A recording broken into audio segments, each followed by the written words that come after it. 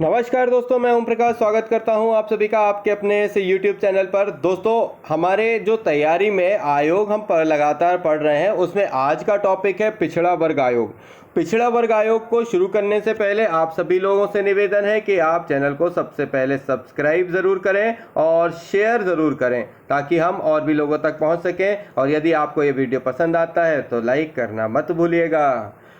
देखिए, जो पिछड़ा वर्ग आयोग है इसके बारे में हम पढ़ते हैं कि ये भारतीय संविधान के अनुच्छेद 340 के अनुसार भारतीय संविधान के अनुच्छेद 340 के अनुसार भारतीय राष्ट्रपति सामाजिक और शैक्षणिक दृष्टि से पिछड़ा वर्गों की दशाओं की जांच करने के लिए और उनकी दशाओं में सुधार करने से संबंधित सिफारिशें प्रदान करने के लिए एक आदेश के माध्यम से आयोग की नियुक्ति कर सकते हैं। भारतीय संविधान के अनुच्छेद 340 के अनुसार भारतीय राष्ट्रपति सामाजिक और शैक्षणिक दृष्टि से पिछड़े वर्गों की दशाओं की जांच करने के लिए और उनकी दशा में सुधार करने से संबंधित सिफारिश प्रदान करने के लिए एक आदेश के माध्यम से आयोग की नियुक्ति कर सकते हैं। राष्ट्रपति द्वारा नियुक्त आयोग संदर्भित मामलों की जांच करेगा।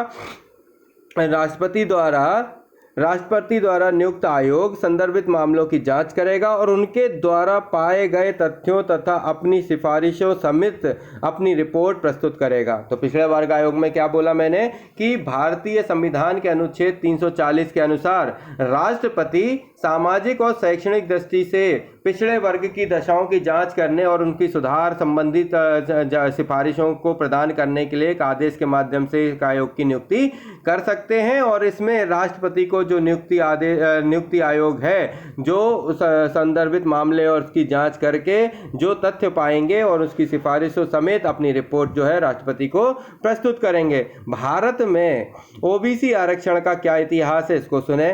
भारत में संविधान के अनुच्छेद 340 का पालन करते हुए प्रथम पिछड़ा वर्ग आयोग की स्थापना 29 जनवरी 1953 को राष्ट्रपति आदेश द्वारा काका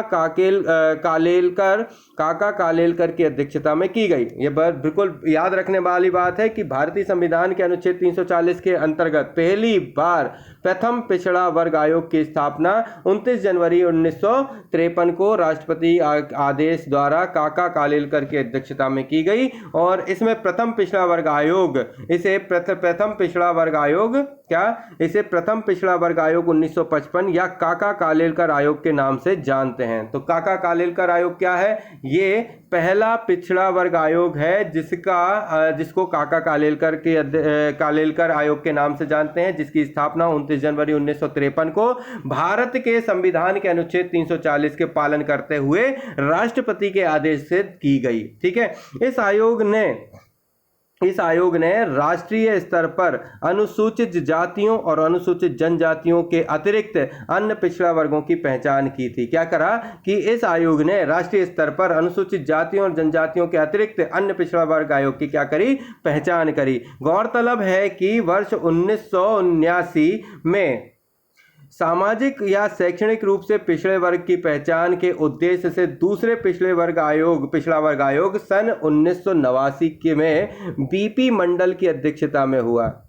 मतलब वर्ष 1989 में सामाजिक या शैक्षणिक रूप से पिछड़े वर्ग की पहचान के उद्देश्य से दूसरे पिछड़ा वर्ग आयोग का गठन 1979 में बीपी मंडल की अध्यक्षता में किया गया। आयोग ने समूह के पिछड़ेपन का निर्धारण के लिए 11 सामाजिक, आर्थिक और शैक्षणिक संकेतों का इस्तेमाल किया। कितना?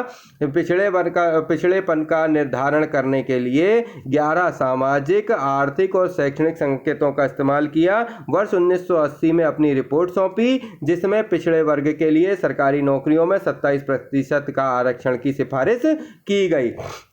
वर्ष 1990 में सरकार ने मंडल आयोग की सिफारिशों को लागू कर दिया और इसके परिणाम स्वरूप राष्ट्रीय राजनीति में व्यापक बदलाव आया। हालांकि कई जगह सरकार के इस निर्णय का व्यापक विरोध भी हुआ।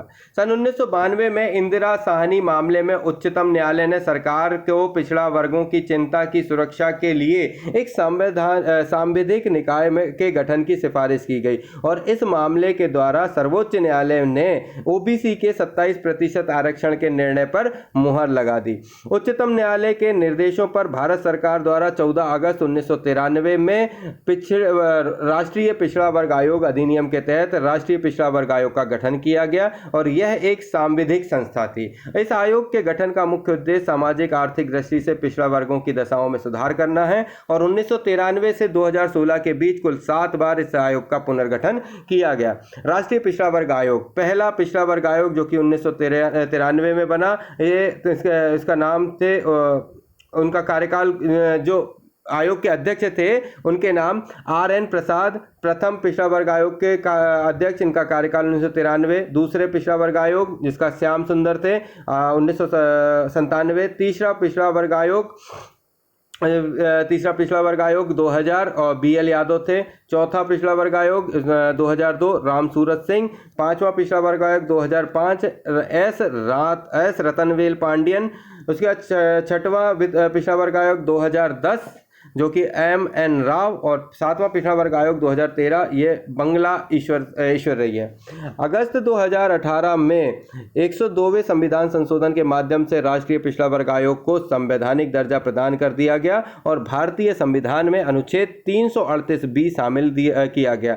123वां संविधान संशोधन विधेयक 2018 के अंतर्गत 338 खा पिछड़ा वर्गों के लिए राष्ट्रीय आयोग सामाजिक और शैक्षणिक दृष्टि से पिछड़े वर्गों के लिए एक आयोग होगा जो राष्ट्रीय पिछड़ा वर्ग आयोग के नाम से जाना जाएगा। आयोग एक अध्यक्ष, उपाध्यक्ष और 3 सदस्यों से मिलकर बनेगा और इसकी सेवा शर्तें और पदावधि ऐसी होंगी जो राष्ट्रपति नियम द्वारा अवधारित होंगी। राष्ट्रपति अपने हस्ताक्षर या मुद्रा सहित अधिपत्र द्वारा आयोग के अध्यक्ष, उपाध्यक्ष और अन्य सदस्यों की नियुक्ति करेगा। आयोग को अपनी प्रक्रिया स्वयं विनियमित करने की शक्ति होगी। आयोग का यह कर्तव्य होगा कि वह पहली बात सामाजिक और शैक्षणिक दृष्टि से पिछड़े वर्गों के लिए इस संविधान, अन्य विधि या सरकार के किसी आदेश के अधीन उपबंधित रक्षोपायों के संबंधित सभी विषयों का अन्वेषण करे और उन पर निगरानी रखे तथा ऐसे रक्षोपायों का कार्यकरण का मूल्यांकन करे। दूसरी बात कि सामाजिक और शैक्षणिक दृष्टि से पिछड़े वर्गों को उनके अधिकारों और रक्षोपायों से वंचित करने संबंधी मामलों की शिकायतों की जांच करें। संविधान ने एक नए अनुच्छेद 342A को जोड़ा गया जिसके तहत राष्ट्रपति को विभिन्न राज्यों व केंद्र शासित प्रदेशों में सामाजिक व शैक्षणिक रूप से पिछड़े वर्गों को चिन्हित करने की शक्ति दी गई और इसके लिए राष्ट्रपति संबंधित राज्य के राज्यपाल से विचार विमर्श कर सकते हैं, परंतु पिछड़ा वर्ग सूची में संशोधन के लिए संसद में कानून पारित किया जाना आवश्यक है। आयोग की संरचना एवं सदस्यों का कार्यकाल। इस आयोग का गठन एक अध्यक्ष, एक उपाध्यक्ष और 3 सदस्यों का मिलकर होता है। किसका?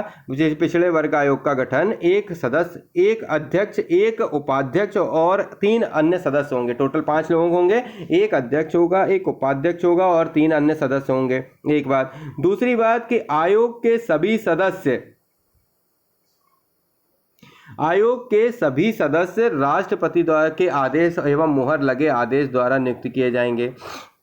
तीसरी बात, सेवा शर्तों व कार्यकाल का निर्धारण राष्ट्रपति द्वारा तय होगा। नियमानुसार कार्यकाल 3 वर्ष का होता है। आयोग को अपनी प्रक्रिया स्वयं विनियमित करने की शक्ति होगी। तो आयोग को क्या होगी? अपनी प्रक्रिया स्वयं विनियमित करने की शक्ति होगी। आयोग की शक्तियां, आयोग को सिविल कोड की शक्तियां प्राप्त होंगी जिसके तहत आयोग को निम्नलिखित अधिकार प्राप्त होंगे। पहला कि भारत के किसी भी भाग में किसी व्यक्ति को समन जारी करना, किसी साक्ष्य की खोज करवाना और उसे पेश करवाना, शपथ पत्रों के पर साक्ष्य ग्रहण करना, किसी न्यायालय या कार्यालय से किसी लोक अभिलेख या उसकी प्रति को प्राप्त करना, गवाहों एवं दस्तावेजों के परीक्षण के लिए समन जारी करना, राष्ट्रपति द्वारा विधि के माध्यम से निर्धारित कोई अन्य मामला तैयार करना। तो ये आयोग की शक्तियां। रिपोर्ट, केंद्र सरकार की रिपोर्ट राष्ट्रपति को सौंपेगा जिसे वह संसद के दोनों सदनों के समक्ष स्वीकृत अस्वीकृति को स्पष्ट करने का ज्ञापन सहित रखवाएगा। राज्य सरकार की रिपोर्ट राज्यपाल को सौंपी जाएगी जिसे वह विधानमंडल के समक्ष स्वीकृति या अस्वीकृति के स्पष्ट करने के ज्ञापन सहित रखवाएगा। वर्तमान संरचना, अध्यक्ष जो है वो है भगवान लाल साहनी, उपाध्यक्ष हैं लोकेश कुमार प्रजापति, सदस्य हैं सुधा यादव, कुशलेंद्र सिंह पटेल और थालुजू आचार्य। ये वर्तमान संरचना है। तो ये था हमारा पिछड़ा वर्ग आयोग। पिछड़ा वर्ग आयोग को एक बार रिवाइज करें तो देखो, पिछड़ा वर्ग आयोग एक जो है ऐतिहासिक रूप से बनकर आया। पिछड़ा वर्ग आयोग जो है अनुच्छेद, भारतीय संविधान के अनुच्छेद 340 के अंतर्गत राष्ट्रपति को इतनी पावर है कि वह सामाजिक शैक्षणिक दृष्टि से पिछड़े वर्गों की दशा को जांच करने के लिए, उनकी दशाओं में सुधार करने के लिए, सिफारिश करने के लिए एक आदेश के माध्यम से एक आयोग की नियुक्ति कर सकता है। और इसके तहत वह उस आयोग से चाहेगा कि वह जांच करे, मामले को देखे, तथ्यों को खोजे और सिफारिश समिति अपनी रिपोर्ट प्रस्तुत करे।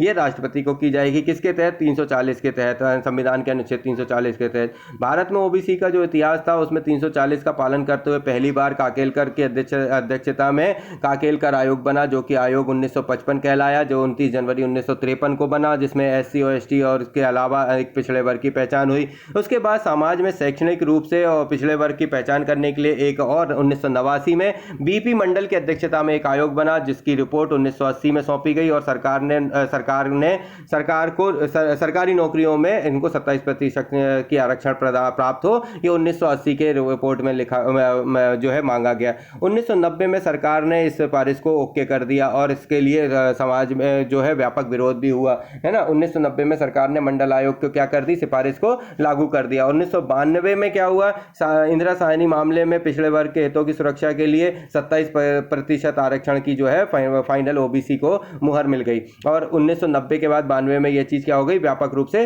तैयार हो गई। उच्चतम न्यायालय ने 14 अगस्त 1993 को राष्ट्रीय जो है पिछड़ा वर्ग आयोग जो है अधिनियमित करा और इसी के साथ में आयोग ने गठन जो है इसका जो उद्देश्य था सामाजिक दृष्टि से, आर्थिक दृष्टि से पिछड़े वर्ग के दशाओं को सुधार करना था। 1993 से 2016 के बीच कुल 7 बार आयोग का पुनर्गठन किया गया। तो जो 7 बार पुनर्गठन किया गया वो कौन कौन सा था? पहला, दूसरा, तीसरा, चौथा, पांचवा, छठवां, सातवां। तो 93, 97, 2000, 2002, 2005, 2010 और 13। इनके नाम थे RN प्रसाद, श्याम सुंदर, BL यादव, राम सूरत सिंह, राम रतनवेल पांड्यन, MN राव और बंगला ईश्वरैया।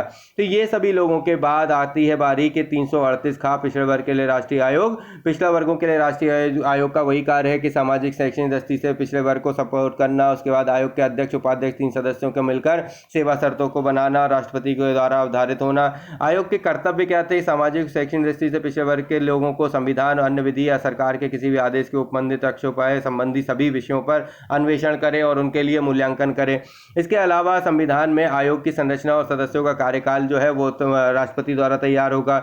आयोग की शक्तियां बताई गई, जिसमें भारत के किसी भी भाग में किसी व्यक्ति को समन जारी कर सकता है, साक्ष्य की खोज करवा सकता है, साक्ष्य पत्रों पर शपथ पत्रों पर साक्ष्य ग्रहण कर सकता है। ये रिपोर्ट जो है केंद्र वाला केंद्र को करेगा, राष्ट्रपति को करेगा, राज्य वाला राज्यपाल को करेगा। वर्तमान में अध्यक्ष भगवान लाल साहनी है, उपाध्यक्ष लोकेश कुमार प्रजापति हैं, सदस्य में सुधा यादव, कुशलेंद्र सिंह पटेल और थालुजू आचार्य हैं। तो ये हमारा पिछड़ा वर्ग की कहानी कंप्लीट होती है। तो अब हम अगले बार जब लेकर आएंगे तो सूचना आयोग लेकर आएंगे। आप सभी सूचना आयोग को जरूर सुनिएगा। यदि आपने यहाँ तक सुना है तो आगे भी बढ़िएगा।